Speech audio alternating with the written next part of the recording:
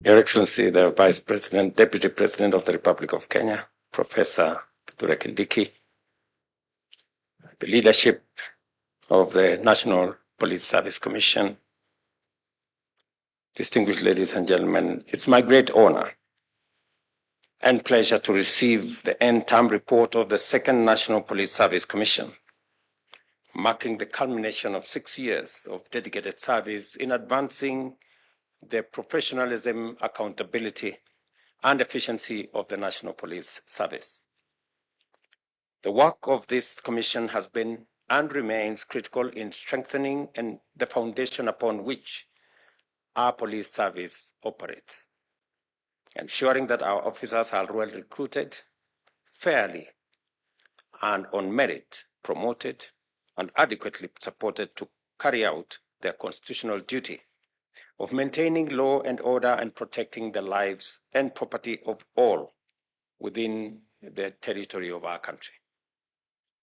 As you conclude your term report, your term today, I commend your contribution, Chairman, and your team to the police reform agenda and the human resource management of our law enforcement officers.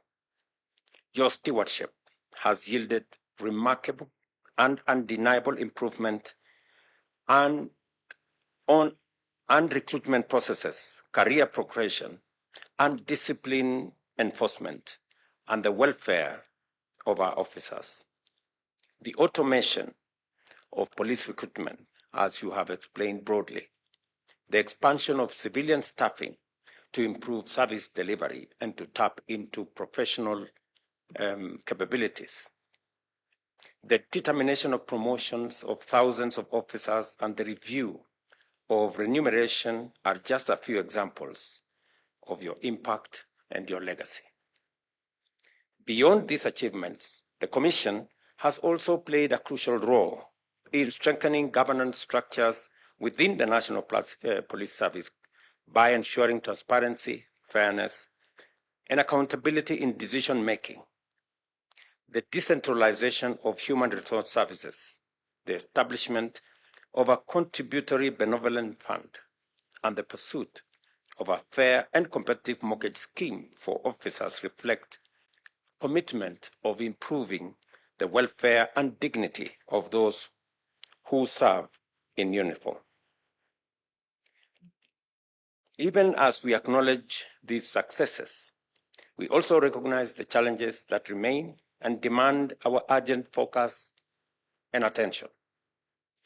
Issues such as irregular police recruitment, budgetary constraints, and the need for a sustainable police welfare program must be addressed without equivocation. These are matters of national interest, and the government of Kenya is fully committed to implementing reforms that will ensure a motivated, well-resourced, and professional police service. The recommendations outlined in this report will be taken seriously, and I'm happy that you have presented copies to both the Deputy President and the CS Interior as the people who will take the front line. And they will integrate them into our broader security sector reforms, ensuring that our officers continue to serve with integrity, professionalism, and dedication. The security and stability of our nation depends on a police service that is not only well-trained and well-equipped, but also adequately supported and sufficiently motivated. To you, the outgoing members of the National Service Commission, of the National Police Service Commission, I extend my very sincere gratitude for your service to this nation. I agree with the chairman that you are very smart, and the chairman is equally smart, and and I understand why that is the case. Your work is a legacy that will shape the future of policing in Kenya for years to come. As we move forward, let us reaffirm our collective commitment to a national police service that upholds the highest standard of accountability, professionalism, and fairness, Let us build upon gains made and continue striving for a police service that truly serves the people of Kenya with honor and dedication. Allow me to just say a few things that are of significance and importance. The chairman here has taken a reflection on the events that took place in Bomas. Indeed, there was an attempt at some point to remove the National Police Service Commission, which would actually have taken us back to the old days when promotions and matters police service were handled by agencies that did not have sufficient constitutional protection to be able to undertake those responsibilities. I am very proud that we managed to avoid derogation of what the Constitution had already provided for, and what the National Police Service Commission has achieved, in fact, validates the very reason that the Constitution was right in setting up the National Police Service Commission. I did undertake on my first day in office, among many things, to reinstate the operational and financial independence of the National Police Service, because it is not just important, it is necessary, but in my consideration, it was what was going to make the difference between running a professional police service and one that is influenced by other considerations.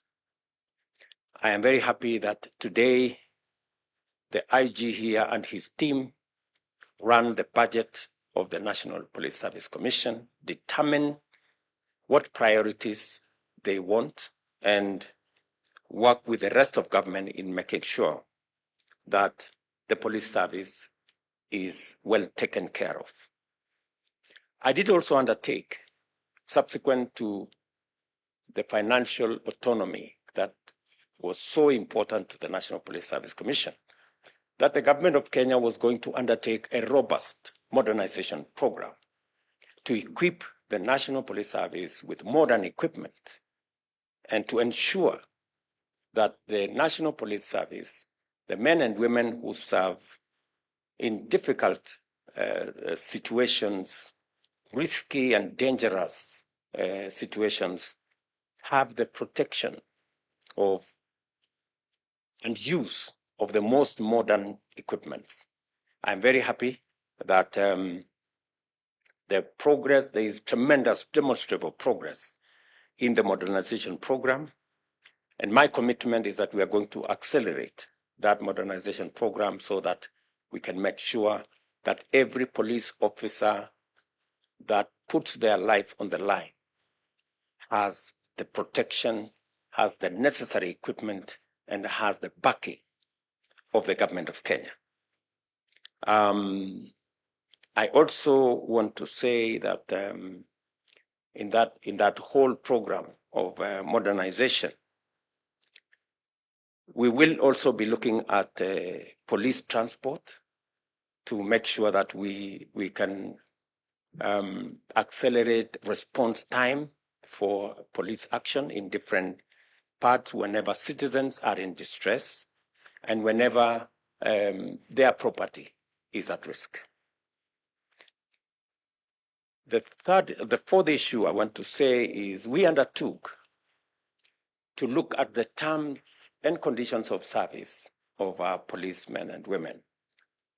I'm very happy that the chairman here said that phase 1 and phase 2 have already been rolled out. And I'm very confident that the incoming commission will work with the Ministry of Interior and the National Police Service to make sure that the remaining phases of salary increase for our policemen and women will be implemented in accordance with the timelines that we have already rolled out and that were recommended by the report of the task force that I set up. I'm also looking forward to the implementation of the police uniform program, which I have discussed with the IG here. And I'm confident that going into the future, we will make the necessary budgetary provision so that all our men and women in uniform, especially our police, are kitted properly. Let me also say that even as we designed our universal health coverage program, we are making sure that our police men and women and the security sector in general become beneficiaries in two ways. Number one is to improve access. In the past, the medical cover that was available was limited to only certain facilities. Under the current expanded universal health coverage in the Taifa Care program, there will be expanded access. In fact, access to medical care will no longer be limited to certain identified hospitals. In fact, officers and servicemen and women will be able to access medical services and attention from all hospitals, public, private, faith-based, different from the past. So access will improve, number one. Number two, we're also going to enhance the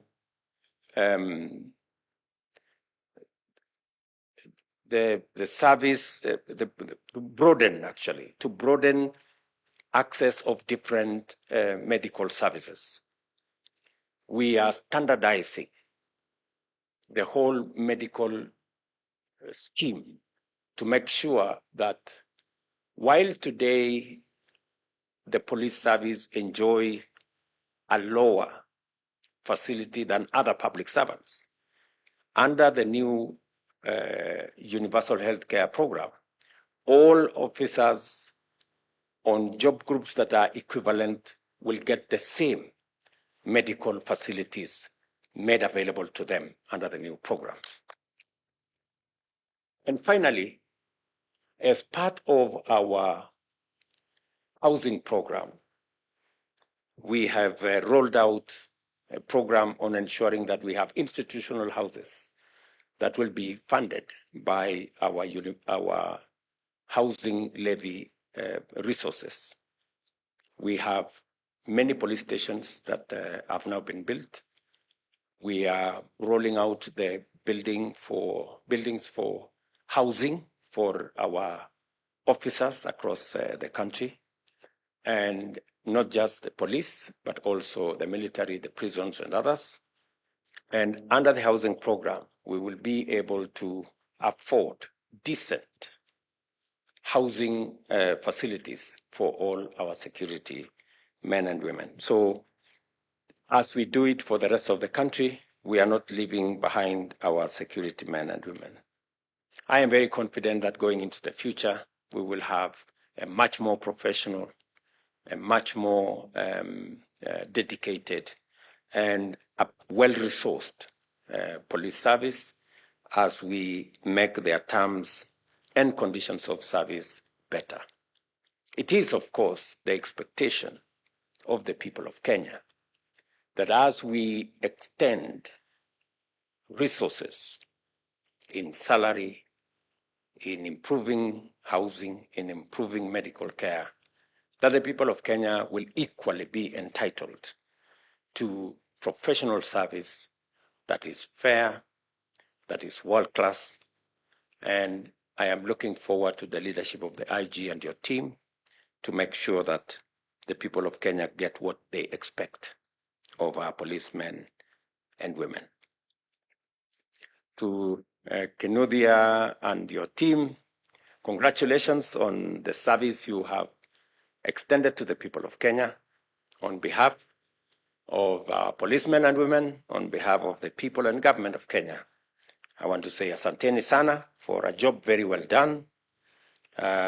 We look forward to working with you in your next calling, in your next assignments. I know you have said that you don't mind getting new assignments.